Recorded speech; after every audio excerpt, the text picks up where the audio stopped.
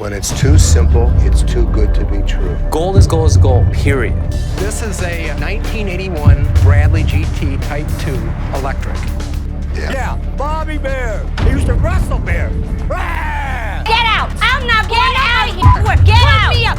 Don't touch me! Do not touch me! Get out of my store now!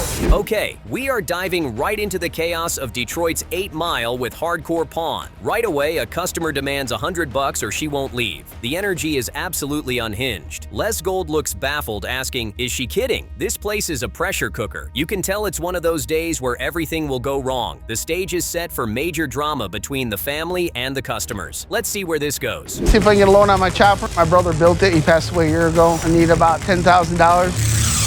I can do 75 for you. You're not giving me what I want. Okay, then goodbye. I want to see somebody make me leave up out of this mother.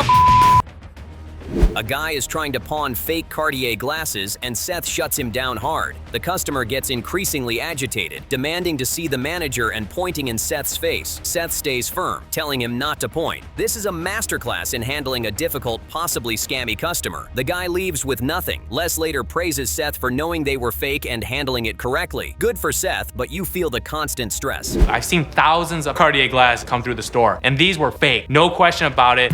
I got an Xbox as well. Okay, how much are you looking for? What can you give me, 450? Nah, 100 on those, and I'm not interested in your glasses. $100? Man, I got 3 baby mamas. Just listen. Les is furious. He told Seth and Rich to clean the warehouse for an incoming truck, and nothing is done. He finds it still trashed and has to do it himself, while the truck driver charges overtime. Les says this is why he can't have his kids running the store. The frustration is real, delegation fails, and it costs him money. This is a key moment showing the management conflict bubbling under the surface. I talked to Seth and Rich about managing this cleanup, and nothing has been done. What the? This is a perfect example of managers not doing their job. Did anybody tell you guys to clean this up? Well, we got to get this cleaned up. The truck is outside. We need to get this done as fast as we can. This is bizarre and uncomfortable. A customer claims to adore Ashley and says she's been here before, but Ashley finds no record of her in the system. The customer keeps offering her phone number, making it weird. Ashley stays professional, but clearly feels uneasy. The customer's instant, unconditional love is creepy, not sweet. It's a strange interaction that shows the oddball characters you get in a pawn shop, blurring lines between business and personal. I do like you. No, you lied. I adore you. I appreciate that. I would not lie to you. But under this name, I did not have you in my system. Okay, so here's what I was thinking. I mean, it's just a suggestion. I could give you my phone number, and you could call me, and maybe we could discuss. A customer wants to pawn journey tickets with no printed price, asking for $100. Les refuses, saying they could be fake. The customer insists on $100 or nothing, then declares she won't leave until she gets it. Les is justifiably exasperated, asking, are you out of your mind? This is a standoff over perceived value versus proof. The entitlement of some customers is staggering, thinking they can just demand cash. That had no price on it. Let's see, no price on the ticket. It could be a fake. Doesn't say how much the tickets are. It doesn't matter how much the tickets are. I'm just asking you if you could please give me $100. No. Please. We're more than happy to help you if you have something No, of this is value. bull. I ain't taking nothing less than $100. So if I offered you $99, you wouldn't take it? No. Back to the chopper guy. He needs $10,000 due to hard times, 4 daughters, and no work for 9 months. Seth sympathizes but says the custom bike is hard to sell, offering only $5,000. The customer is desperate, saying it won't help. You can feel his pain. He's trying to hold on to his brother's legacy but needs survival money. Seth eventually goes to $5,500. It's a tough deal that highlights the grim reality behind pawn loans. What's happening, guys? What you got? See if I can get a loan on my chopper. It's a 113 motor. The motor alone was $7,000. We started up. This motorcycle was one of a kind. Seth is getting called out by his dad in front of everyone for the warehouse mess. He's embarrassed and shifts blame to Rich, saying Rich didn't think it was important. Ashley chimes in with, ooh, somebody got in trouble, stirring the pot. The sibling rivalry and lack of accountability are on full display. This family business dynamic is messy. Seth claiming he delegates but then must take responsibility is a classic management fail. Calling me out in front of all the employees. Rich obviously didn't think that it was that important to get the warehouse clean. He needs to own up and take responsibility. Ooh, somebody got in trouble. Let Back me know off, the next Ash. time you need help in the warehouse. Cool deal now. A customer has a 150-year-old 18-karat gold pocket watch from 1861 with original box and papers. He wants $10,000. Les expertly negotiates, citing comparable sales, and lands at $2,000. The customer is happy, saying it was just sitting in his closet. Les gets a beautiful piece for the collection. This is the savvy business side, knowing true value and making a fair deal that satisfies both parties. A win. I was looking for $10,000. Seen some of his products on the internet for $20,000 above. You noticed that the dial is broken? Yeah, I saw that, the crack in there. It does keep accurate timing. Now, when you look these up on the internet, did you notice if they were a repeater or not? No, Because the ones that are similar to this are selling for much less. The Seth vs. Rich blame game continues. Seth confronts Rich about the warehouse, asking who he told to clean it. Rich fires back that Seth never told him, and now Seth is dropping his problems on him. Rich says when Les asks for something, it's priority number one. The communication breakdown is total. Rich feels lost in the power structure, and it's clear this divided management isn't working. Major friction in the team. Did the warehouse get cleaned? The back? Yeah, the back. Les comes up to me and says, why isn't the warehouse clean? Who'd you tell to do it? Who'd you tell it? Why would you think I did? It's your job. Explosive customer alert. The laptop lady refuses a $100 offer, demands $150, and when told no, she erupts. She curses, insults Ashley's appearance, and threatens to make a phone call. Security tries to calm her as she screams not to be touched. She claims to be a patron since '97. This is raw, unfiltered conflict. Ashley holds her ground, but these confrontations must be emotionally draining. The shop is a battlefield. No, I don't. Okay, then goodbye. What do you mean goodbye? You can walk out the store. I can, but am I going to walk out? You will. Who's gonna make? Who? I want to see somebody make me leave up out of this motherfucker. Are you a lady or are you a child? I don't give a what I am. What the hell are you with your wrinkled-eyed ass? Rich goes to Les to vent. He says since Les split Ashley and Seth into their own areas, they won't take direction from him. Ashley reamed him out publicly. Les says they're the owners, he's the manager, and Rich needs to understand they're the boss. Rich feels it's not working, maybe not fixable. This is the core conflict, family authority versus hired management. Les promises a solution but seems stuck. Ever since Les split the store up, I've got Ashley on my ass, and now Seth is busting my balls. Listen, I understand what you got going on with Ashley and Seth. You separate them into their own areas and stuff, but I gotta tell you, I see a problem with it. Lisa's closing thoughts are huge. He says he doesn't want to lose Rich, and worse, he doesn't trust Ashley and Seth to run the store when he's gone. He needs to put them to the test. This admission is everything. Despite putting them in charge, he has no faith in their ability. It sets up a major power struggle for the future. The family business survival is at stake. What test could he possibly devise? I just needed to get off my chest. We'll make it work. I don't want to lose Rich, and worse than that, I don't trust Ashley and Seth to run the store when I'm gone. I need to put them to the test. Les drops a bombshell right away. He's bought a new pawn shop location without telling Seth and Ashley the full plan. Seth argues it's more work, but Les says he'll decide who runs it. The siblings are completely blindsided and frustrated. Les claims he values their opinion, but this feels like a classic dad power move. The tension is immediate. What kind of gold mine is this going to be for this family?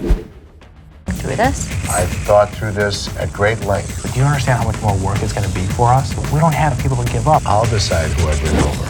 So why are we even here? Well, I don't understand. I value your opinion. I'll take everything you say to heart. Let's say goodbye and get the heck out of here. Les makes a wild lowball offer on the new store. The seller asks for $900,000. Les counters with $100,000. The negotiation is chaotic and hilarious. Les dismisses the build-out cost, focusing only on what he wants to pay. He finally writes down a single take-it-or-leave-it offer. The sheer audacity of his negotiating tactic is unbelievable. This is high-stakes business done the Les Gold way, brash and uncompromising. One offer. When can you close? Tomorrow. Got a deal. Congratulations, guys. You're running a new pawn shop. Whether you like it or not, You don't care. Why do we like come? it. I don't Why like do it. we come? I want Why? to get your opinion. Yeah, like it matters. Chaos erupts with an angry customer. A lady screams she's waited 45 minutes and lost her item, cursing and demanding her property. Les tries to calmly explain pawn rules, but she is unhinged, yelling, "Don't put y'all hands on me!" Security intervenes. This is the daily reality of the shop, managing raw, explosive emotions from people who feel wrong. Les stays firm, but the environment is pure volatility. Man, I want my mother diamond ring that my husband bought me. Your eyes are ready to pop out of your head. Oh, yeah, there is if I don't get my back flat the out. Her item's in pawn. She lost her item. What the hell was she saying to me? When you're late on an item, It's your fault. It's not ours. The big decision is revealed. Les tells Seth and Ashley he owns the new store, and they have to decide who will run it. He frames it as a golden opportunity. Ashley immediately claims she should run it, citing her longer history. Seth scoffs, saying it's obvious he should. Les gives them until the end of the day to decide. This sets up the core sibling rivalry conflict for the entire episode.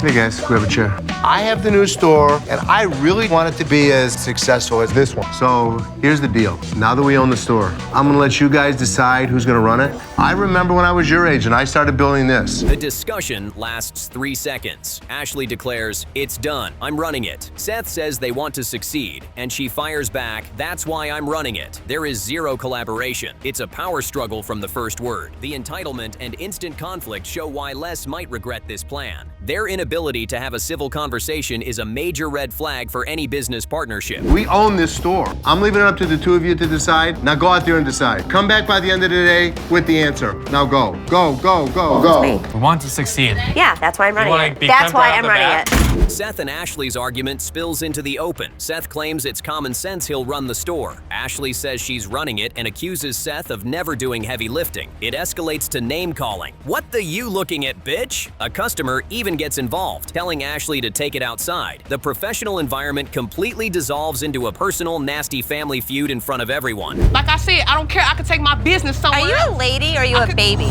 Excuse me, sweetheart. Are you a lady I am a or are you? grown-ass You're not woman. acting like one. I am a grown-ass woman. You're not acting Flat like out. one. Like I said, I am a Like I grown-ass said, woman. you're not acting like I'm not one. gonna The debate continues. Seth says the new store's focus is internet sales, his department. Ashley counters that most business is jewelry, her specialty. They rehash ancient history about who helped build the original store. Seth calls her a disaster and condescending. Ashley dares him to ask less. Their mutual disrespect is palpable. Neither is making a business case. It's just about winning against the other.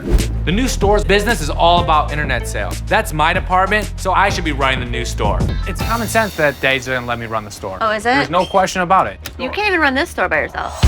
What, Ash? You have Daddy looking over your back with all your stuff now. You can't run it by yourself. Most of the business at the other store is jewelry. Seth makes a risky gamble on a bubble hockey game. A customer wants $2,500. Seth lowballs. They agree Seth wins. He pays $400. Customer wins, gets $1,600. Seth is confident but gets destroyed 6-0. He calls the guy a world champion. Seth still buys it for $1,600, admitting he hates losing. This shows his competitive streak, but also a lapse in judgment that could cost the business. I'm kind of familiar with these and I know how much they cost. Right. You can buy them brand new for like $1,200. No, Yes. not this quality. Yes. Not a Yes. chance. How much did you pay for it 10 years ago? $3,500. That was And I'm sure the cost has gone down since then. An illusionist sells a straitjacket. Seth immediately says he wants to buy it to put Ashley in it. They strap Ashley in as a joke and she has a minor anxiety attack, pleading for them to stop. Seth muses that keeping her in it would solve all his problems. The dark family humor is on full display, using a business transaction for sibling wish fulfillment. It's oddly symbolic of their relationship. So, what do you want to do with it? I was hoping you'd like to buy the straitjacket from me. I have 3 of these, and I don't need all of them. How much you looking for? I'd like to get $100. It's not a prop, it's not a toy, it's a medical issue right out of the asylum. You know what? This is great. A customer's mom steals the show. Her son acts up, cursing over a low speaker offer. The mom publicly scolds him, threatens a whooping, and makes him apologize. Seth jokes he should hire her for security. It's a moment of wholesome, corrective parenting in the middle of the pawn shop chaos. It contrasts sharply with the entitled behavior Les's own kids are displaying. Realistically, I could sell you them for about $100. So what you trying to give me for this? I want 150. What you Selling trying it to or pawning it? Selling it. Like $45. Hell no, man. Well, that's your choice. You don't have to take it. Why you can't give me 100? Well, because I told you I would sell it for under $100. The final confrontation. Les asks for their decision. They instantly talk over each other, each claiming to run the store. Ashley says she's been there from the beginning. Seth says she bailed. The bickering is incessant. Les, fed up, asks if they want him to decide. They've failed the test completely. The anticipation for his verdict is huge. This is the climax of their failure. You and you come with me. So what did you guys decide? Decide that I'm running the store.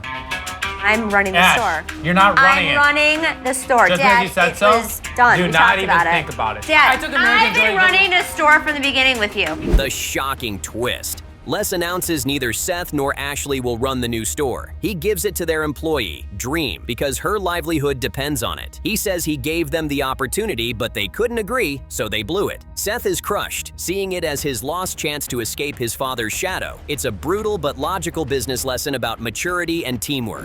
It's gonna be Dreama. What? She's prepared to run the new store. She's good enough, she knows how to run employees, and because of that, I'm gonna allow her to run the new operation. Dreama's the answer. Do you know why? Her livelihood depends on it. Les opens the episode with a major discovery. He finds a screwdriver next to the open laptop room door and declares, "There's a thief in the house." His investigation begins immediately. This sets a tense mystery tone for the whole episode. Who would dare steal from the Gold family? You can see the anger and suspicion in Les's eyes. The stakes are high with thousands of dollars in merchandise at risk. Is this? I see this screwdriver next to the laptop room. Door's wide open. There's a thief in the house. Who the hell is going in the back stealing our? We're gonna get to the bottom of it. This is a pad. I should barely get like $500 for it. A customer claims he's been waiting 2 hours, but Ashley points out they haven't even been open that long. He gets aggressive, swearing and demanding $400 for his game system after being quoted $110. The communication breakdown is total. He even threatens Ashley, saying he'd crack you upside your mother head. The daily disrespect the staff faces is shocking and instantly escalates tension. You haven't even been open for an hour and a half. I still went on 11 o'clock, and y'all been open 9:30. Wait, I can't understand with all the swearing in between every word. Hold on, well, you can't think because you're listening too slow. You listen faster, you can hear everything I say. That's what you do. Okay, well, we got it for All right, you, well, I'm done with it. Let me just get my money. Seth steps in when the customer threatens Ashley. The guy claims to be a pimp with women hustling for him. Seth and security aren't having it. The security guard delivers a legendary line. Maybe it's time to upgrade your bitches because they not bring you a whole lot of money. The customer eventually leaves. It's a perfect example of the shop's zero-tolerance policy for threats, with some savage comebacks. It's one thing if my sister and I get into a disagreement, but when a customer comes in and threatens her, game over. Listen here, I'm a Go pimp. out front and get your back. Go I'm a real out pimp. front I'll and put get you on. your back. I will put you on. Go Hold on, out you don't gotta front walk and up on get me. You're gonna start threatening people? Get your Les unravels the theft mystery. A customer's PSP is missing from the warehouse. Les says over the last few days, a laptop and video games have also vanished. He states, "Someone's going in the back and stealing." The plot thickens. This isn't a one-time error, it's a pattern. The breach of security in their own building is a huge deal. Les is on a warpath to find the culprit. Gentleman brought in a PSP 2 days ago. He came to pick it up today. He was here for an hour and we couldn't find it. How is this possible? This thing should be right here. I want to find it. Where the is it? We've got a problem. Go back there and find it. Over the last few days, several items have been missing in the warehouse. A customer insists her device is an iPad worth $500. Ashley tries to assess it, but the lady condescends, saying, "You don't know about electronics, so I need somebody else, sweetie." She demands to see the manager, not accepting Ashley is in charge. The customer's arrogance and immediate dismissal of Ashley's expertise is a classic example of the lack of respect she sometimes faces despite her position. How'd you come up with 500? Because this is a new gig, so I should new get gig? Yes. This is a pad. I should barely get like $500 for it. An iPad? It's something like an iPad. I don't think so. I'm just curious, how? How would you use this as an iPad? It's something like an iPad, ma'am. The iPad customer explodes. She refuses to leave, cursing and calling Ashley a bitch. Security moves in and she yells, "Don't touch me," and threatens, "This bitch will be shut the down." Ashley remains firm, stating, "You threaten me, you're out." The customer vows to return. It's another volatile interaction where a customer's unrealistic expectations lead to a hostile physical ejection. And Remy mine. You can leave. No, I'm not leaving. Yeah, you are. No, I'm not. Bitch, Yeah, you or you're calling me a bitch. Don't put your mother hands on me. Time to You go. don't know who I am. Don't touch me. Do not touch me. This bitch will be shot. A customer brings in a supposed dinosaur bone. Les is immediately intrigued but skeptical, asking if he stole it from Wayne State. The customer claims a professor gave it to him. Les explains its value depends entirely on authentication. $900 if it's a woolly mammoth, $0 if it's an elephant. Without proof, he won't buy. It's a cool lesson on the importance of documentation in the high-stakes pawn world. If this is a real dinosaur bone, I'm gonna buy it. How'd you get it? I actually worked for Wayne State University a number of years ago. So you stole it?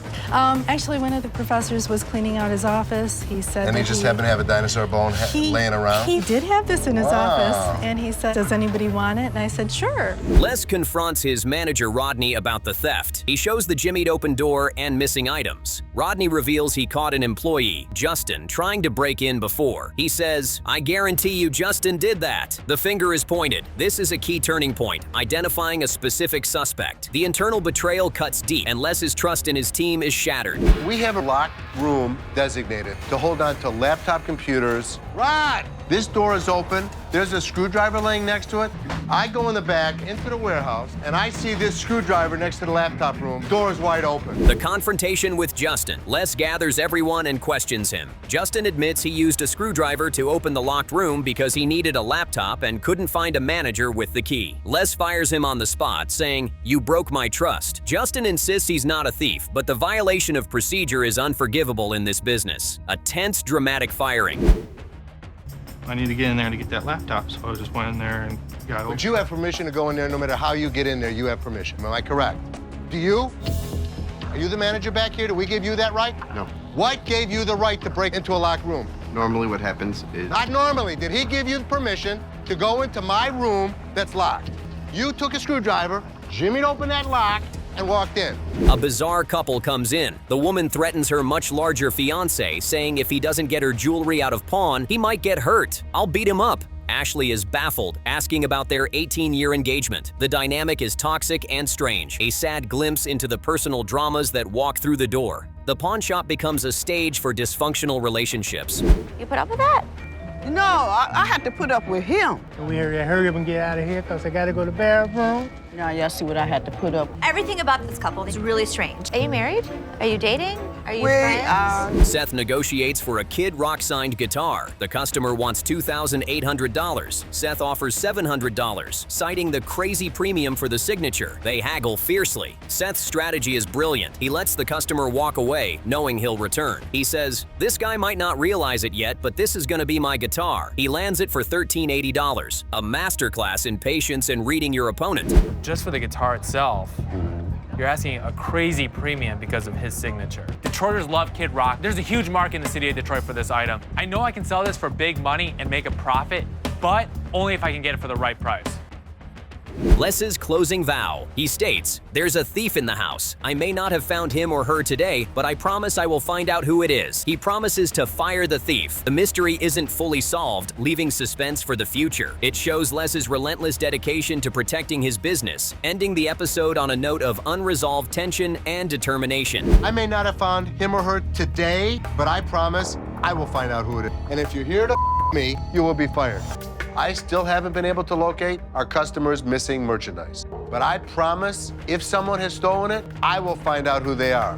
The episode opens with Seth and Les already in a heated debate. Les wants to fly scrap gold to his trusted guys in LA to melt it, calling it the old way. Seth argues it's old-fashioned and pushes a new, modern shipping service. Their fundamental clash over business philosophy is instant. This gold versus gold battle sets the stage for a high-stakes bet. The family conflict is literally about the family gold. You want to fly this stuff out west, spend 2 days there. Does that make business sense? I trust my people in Los Angeles. I have a company that you can package this stuff up. They give you the results of the purity, and then they wire you the money. A customer brings in a rare 1930s Rickenbacker lap steel guitar. Les involves his niece Karen to teach her, positioning himself as the expert. The customer says he's selling because the mortgage is due again. Les is brutally pragmatic, dismissing sentimental value. He asks how much, and the customer wants $2,000. Les immediately lowballs, showing his classic cutthroat negotiation style that prioritizes profit over history or attachment. This is the 1930s, one of the first lap steels that came out from Rickenbacker. Rickenbacker made some of the first electric guitars. Okay, this was one of those deals that I wanted Karen involved with. The guitar negotiation gets intense. The customer won't take less than $1,000. Les goes online and finds these guitars aren't selling. He says it's a very cool item. The problem is nobody's buying them. He offers $375. The customer counters at $700 his bottom line. They can't reach a deal. Les later explains to Karen that emotional attachment doesn't pay, a core pawn shop lesson. So if 1,000 is the lowest you take? 1,000's the lowest. So if I offered you like $950, you wouldn't take it? Now we know. Now we know the 1,000's at the lowest. All right, let me go look it up. Give me a second. Let's see what it. The gold argument escalates. Seth calls Les's LA trip old-fashioned. Les insists it 100% makes business sense because he trusts his people and can watch them. Seth reveals his modern alternative, a company you mail the gold to and they wire the money. Les is skeptical, saying, when it's too simple, it's too good to be true. The generational divide in business practices is crystal clear. Yeah, but this is so old-fashioned. You want to fly this stuff out west, spend 2 days there, and then melt it over. Does that make business sense? To me, it 100% makes business sense. I trust my people in Los Angeles. But they make a bet. Seth proposes testing both systems by splitting a melted gold bar. Les confidently says, I'll bet you that my way you're gonna get a better result. They shake on it. Les declares, there's no way I'm gonna lose this one. The pride and money on the line make this a fantastic storyline. You can feel Seth wanting to prove his modern method works. How are you gonna know the results? Melt it down before we send it. And then what? Then send one to my guy, and then send one to your guy. I'll bet you that my way, you're gonna get a better result. A customer named Snag tries to use an expired store credit to buy an engagement ring. When told the credit is only good for 6 months, he flips out. He demands to see the boss, threatens staff, and even takes out his teeth, saying he learned some in prison. He's physically escorted out while yelling about his wedding day. It's a chaotic, slightly terrifying display of entitlement and aggression. You want 500? 500 is what I got. That's right on the nose. I'll take it. Appreciate you. Yes, ma'am. Here you go. So you got a credit today? Yes, in-store credit. All right. This is a year old. Credit's only good for 6 months. It says so right there on your receipt. The gold experiment is set. Les has Jeff melt scrap gold into 2 equal bars from the same crucible. He explains the plan. Send 1 bar to his guy in LA, send the other to Seth's mail-in service. They'll compare the purity results and payout. This is the scientific method applied to family drama. Jeff ensures the bars are identical, making it a fair, high-stakes test. So Jeff, I need a favor. I need you to melt this stuff into 2 equal bars. I'm gonna melt down a bunch of scrap gold. Rings, chains, and bracelets. If there's stones in it, take the stones out. Right now? Drop doing what you're doing. Okay. A customer brings in a super rare 1981 Bradley GT electric car, one of only 50 made. He wants $50,000. Seth, a car buff, is fascinated but does his research. He finds only one listed online for much less. He appreciates the rarity but explains the market isn't there, offering $5,000. The customer declines. It's a lesson that extreme rarity doesn't always equal high market value in the pawn world. How long have you had it? I bought it about 3 years ago. There's some wear on it. Like, how would you even find replacement parts for it? Well, actually, the chassis parts are all Volkswagen, easily replaced. So now you want to sell it. Les deals with Bobby Bear, a customer who claims to wrestle bears and wants to sell a lawnmower. Les is immediately skeptical of both claims. Bobby gets hostile, calling Les a jerk and demanding $150. Les refuses, and Bobby storms out saying he'll never return. It's a hilarious interaction showcasing the wild characters and tall tales Les has to navigate daily with a straight face. Les. Call me Bobby Bear. Is that what they call you? Yep. Same thing that's on your jacket. How'd you get the nickname? Yeah, I used to wrestle bears. Really? Yeah. Who normally won? I'm still here, ain't I? A 68-year-old professional strongman comes in. He bends a crescent wrench into a pen holder right before their eyes. Les is amazed, calling it damn spectacular. The strongman says he's serious as a heart attack. He then twists a real horseshoe into a heart shape. It's an incredible display of strength that leaves everyone in awe. A fun break from the tense financial dramas. Well, I'm here to sell you a pen holder. A pen holder. I have a special pen holder here. It's an adjustable crescent wrench. Okay, so where's your pen holder? Well, I have a special talent.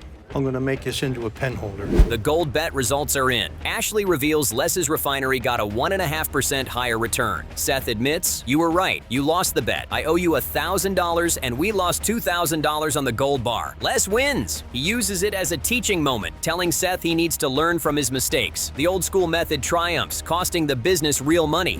Got the gold results. Oh, good. How was it? Was it better than mine? How was it, Ash? You had a 1.5%. How was it, Ash? Was it better than mine? You had a 1.5% higher return on yours. Ashley throws shade. As Seth and Les reckon with the loss, Ashley says, while you guys are betting and losing money, I'm gonna go make the store some money. It's the perfect sibling jab, highlighting how their competition can sometimes hurt the bottom line. Les ends by framing it as a necessary learning experience for Seth, but the financial sting is real. Financial sting is real. You lost the bet. I owe you $1,000, and we lost $2,000 on the gold bar. Basically, Seth got screwed. No, we got screwed. Well, while you guys are betting and losing money and sending out gold to different places, I'm gonna go make the store some money.